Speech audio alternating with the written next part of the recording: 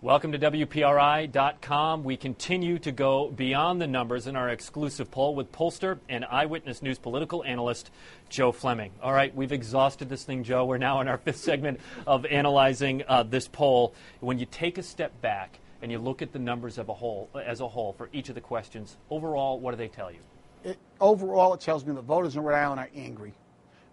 You can see throughout the poll, only 13% feel the state's moving in the right direction. You look at the favorability job ratings of all the elected officials that we polled, everyone's numbers are very low. Nobody has outstanding numbers.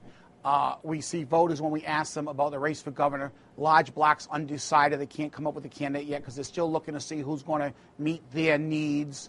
Voters blame different groups for problems that we have in the state.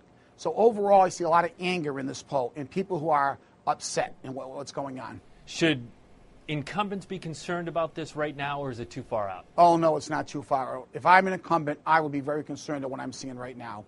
The voters are angry, and that means they're looking for change. We've seen that in Massachusetts. Nobody ever would have thought a Republican would win 10th Kennedy's seat. It has happened. It's given a lot of elected officials a wake-up call to realize that things can change, where I might have been in a very safe Democratic district, where now the voters may change their mind on what happens. So I think you're going to see a lot of elected officials now starting their campaigns early, really getting out there to the voters, trying to get their message across of what they're doing, trying to help them.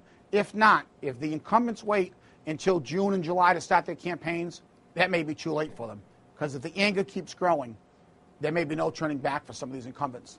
Joe, when you wrapped up this poll and the numbers all came onto your desk and you were looking at them, what was the biggest surprise to you? Well, my biggest surprise was the Congressional District 1 race. When we looked at Patrick Kennedy and we saw that this could become a very competitive race. People felt that he could have some problems this year, but our polling shows this could be a competitive race. Doesn't mean Patrick Kennedy's going to lose.